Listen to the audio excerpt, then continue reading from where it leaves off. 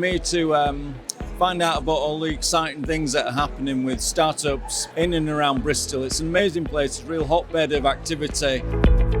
Meeting and hearing about kind of industry partnerships with academics. It's good to hear about this idea of how much companies like ours need to have a really good support network, and that the university really needs to be a part of that.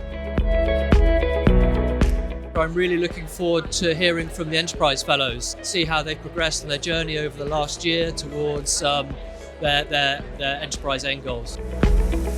I'm really delighted to have such a fantastic, mixed, vibrant audience today, and you're all really welcome. Brilliant research drives technological impact, which drives change.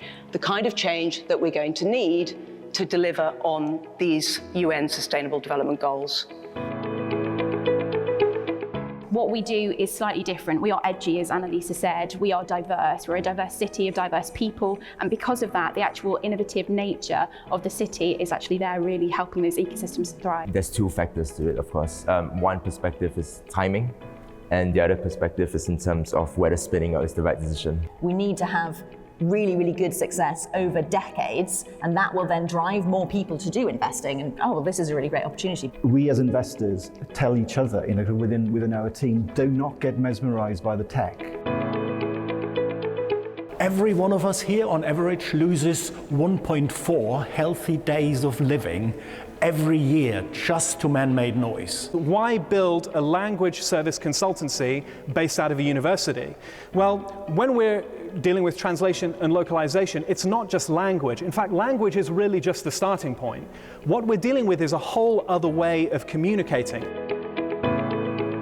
So I thought the panel session this morning was brilliant. I thought Annalisa was such a great speaker and really encouraging us to step in and get involved. So I'm with the High Commission of Canada. We were interested in all the innovation that's taking place in Bristol and all the region. I'm learning about how to commercialise, and there's lots of people with way more experience than I have. We will see where this might take us. Yeah, it's to again identify what is at the cusp of the collaboration between industry, academia and the different sectors that they operate in. What we bring on the table in this context is to collaborate with Oracle around concepts related to cybersecurity in the cloud. I think just the energy that exists in this city, the sense that the entrepreneurial spirit is alive and well and flourishing. Encourage everyone to step in.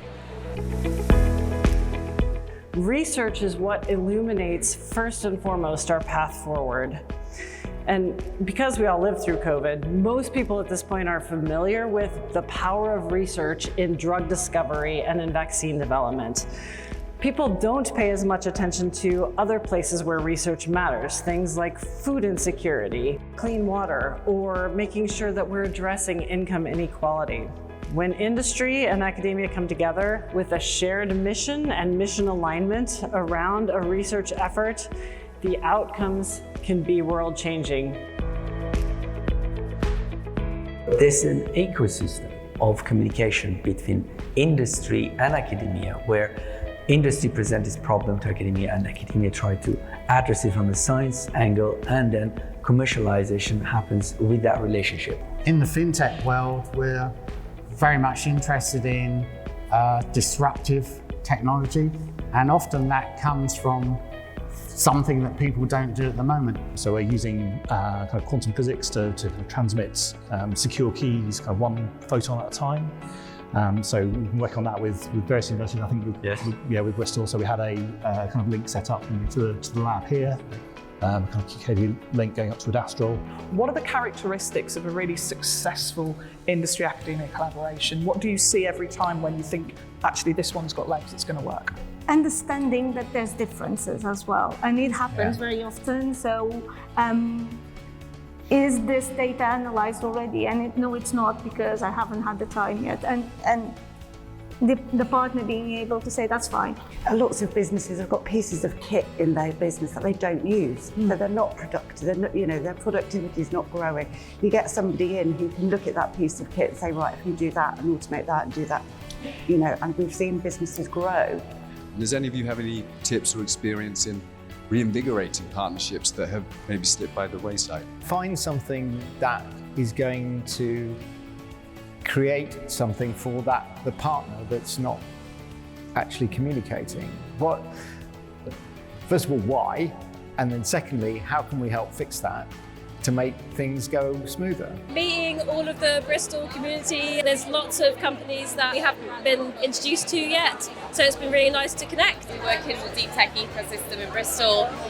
We support startup companies, so it's really interesting to hear about all those barriers and how we can potentially help people step into spin out space. I guess my key takeaway is how they are trying to get these various initiatives and programs that they're running to a much wider audience. I have had a brilliant day. I had high expectations for the day. I had a lot of things we wanted to deliver, and it has surpassed all of those expectations. If the other delegates have had a tenth the fun I have, they've had a really, really good time today.